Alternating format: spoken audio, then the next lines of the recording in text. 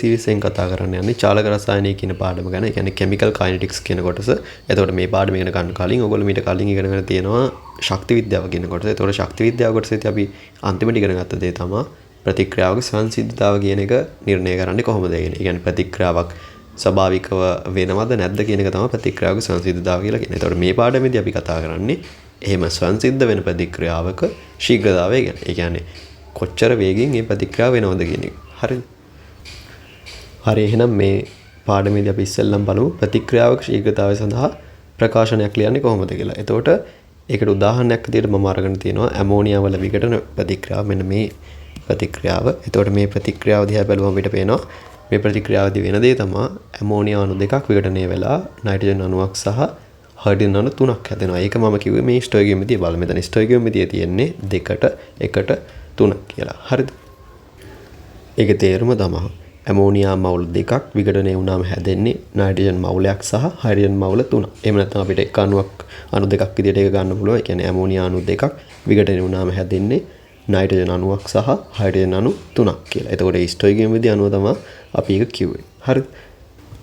හරි. දැන් මේ ප්‍රතික්‍රියාව ගැන මම එක දෙයක් කියනවා. දත්තයක් විදිහට මේ ප්‍රතික්‍රියාවේදී නයිට්‍රජන් සෑදෙන ශීඝ්‍රතාවය 0.3 මෝල් per second කියලා. ඒ කියන්නේ නයිට්‍රජන් සෑදෙන ශීඝ්‍රතාවය. මම ඒක ලියන්න. N2 සෑදෙන ශීඝ්‍රතාවය.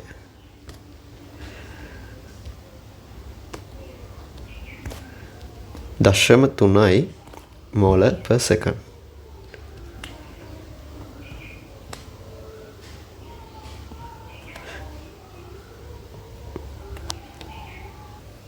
එහෙම නැත්නම් මට කියන්න පුළුවන් වෙන විදිහක් තමයි නයිට්‍රජන් වල සාන්ද්‍රණය වෙනස් වීමේ ශීඝ්‍රතාවය.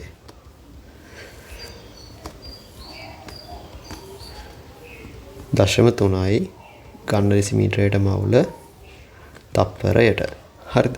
එතකොට ඒක මට ඕනනම් සංකේත වලින් ලියන්නත් පුළුවන්. හරිද? එතකොට මේ කැමති සංකේත ක්‍රමයක් ඔයගොල්ලන්ට පාවිච්චි කරන්න පුළුවන්. දැන් මේ මම අන්තිමට ලියලා තියෙන වාක්‍ය තමයි නයිට්‍රජන් වල සාන්ද්‍රණය වෙනස් වීමේ ශීඝ්‍රතාවය. හරිද? ඒ නිසා සාන්ද්‍රණයේ වෙනස මට මේ ඩෙල්ටා කියන එකෙන් පෙන්වන්න පුළුවන්. N2 ගෑස් වල සාන්ද්‍රණය බෙදීම ඩෙල්ටා T. කාලයත් එක්ක නයිට්‍රජන් වායුවේ සාන්ද්‍රණය වෙනස් වීමේ ශීඝ්‍රතාවය. ඔය කොහොම නැත්තම් මට මේ ඩෙල්ටා කියන එක වෙනකොට D දාලා ලියන්න පුළුවන්. මේක සරලව D N2 සාන්ද්‍රණය බෙදීම D T කියලා. හරිද? එතකොට ඕක තමයි අපිට ආවේ මෙතන දශම 3යි ඝන ඩෙසිමීටරයට මවුල තප්පරයට. ඔහොම කියලා. හරිද? එතකොට මට දත්තයක් විදිහට ඒක දෙනවා නම් ඒත් එක්කම මට කියන්න පුළුවන් ඒක තමයි ස්ටොයිකියෝමෙට්‍රි දිහා බලලා දැන් නයිට්‍රජන් වායු අණු එකක් හැදෙනකොට හයිඩ්‍රජන් වායු මවුල තුනක් හැදෙනවනේ. ඒ නිසා මට කියන්න පුළුවන් හයිඩ්‍රජන් වල සාන්ද්‍රණය වෙනස් වීමේ මම D තියෙන ප්‍රකාශනය ගන්නම්. D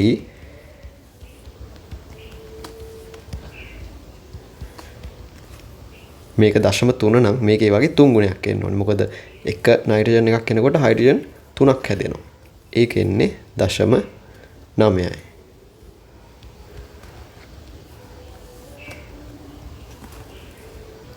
එතකොට මේ ප්‍රකාශන වලින් කියවෙන්නේ මොකද්ද කියලා ඔයගලන්ට තේරුම් ගන්න පුළුවන් වෙන්න ඕනේ. මේ ප්‍රකාශනයෙන් කියන්නේ බලන්න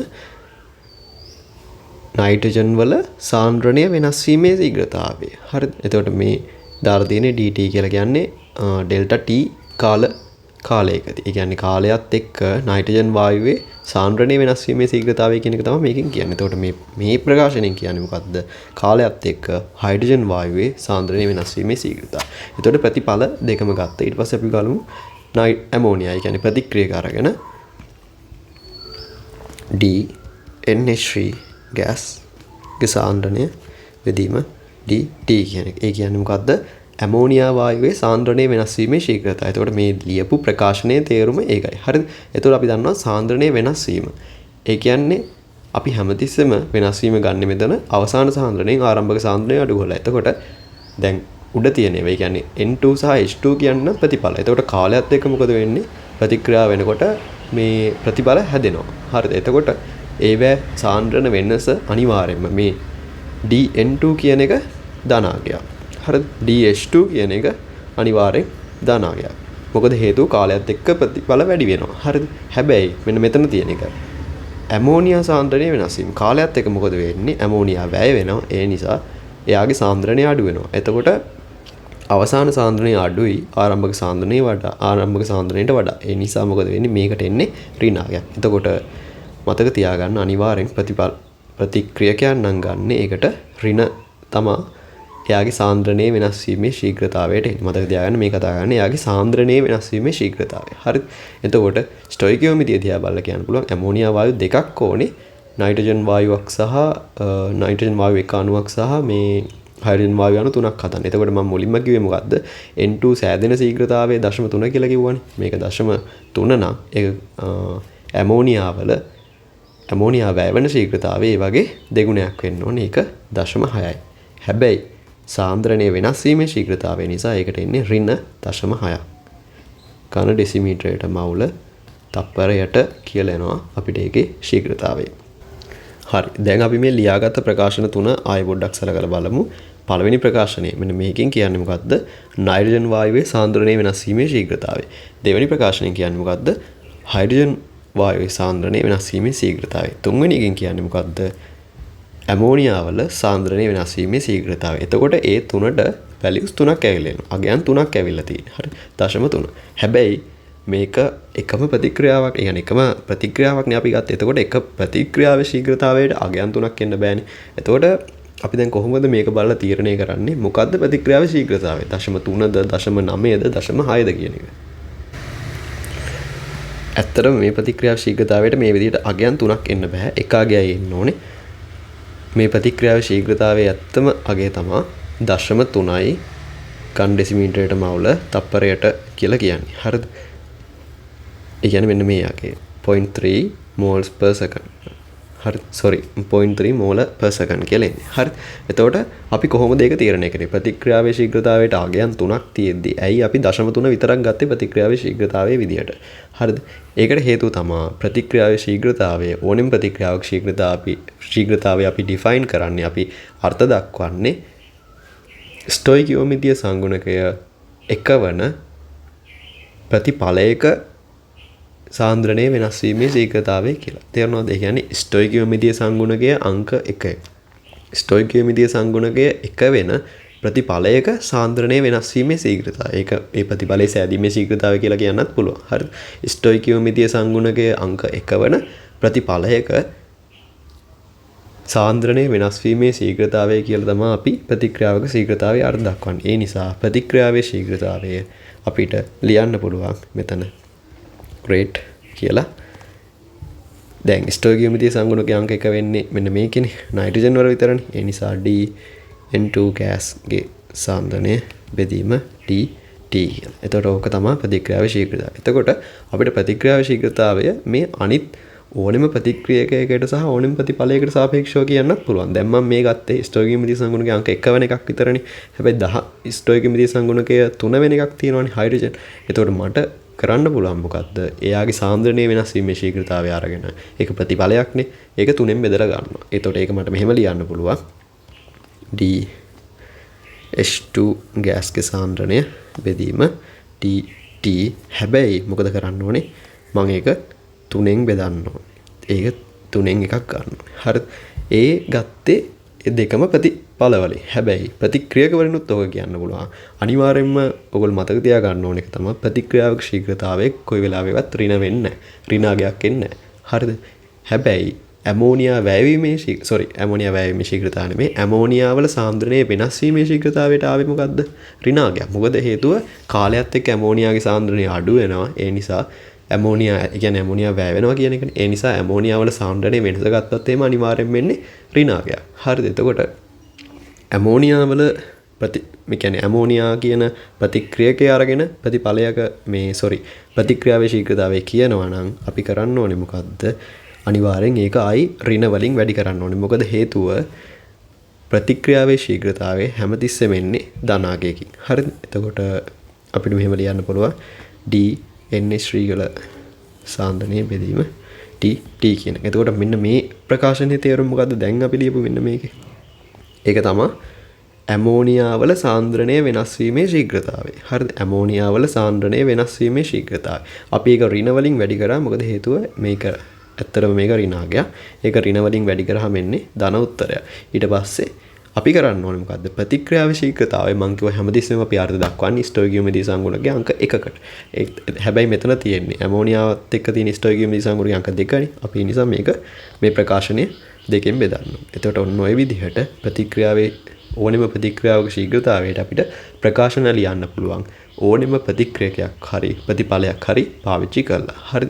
ඊට අමතරව මට තව මෙතනදී වැදගත් දෙයක් කියන්න ඕනේ ඔයගලන්ට.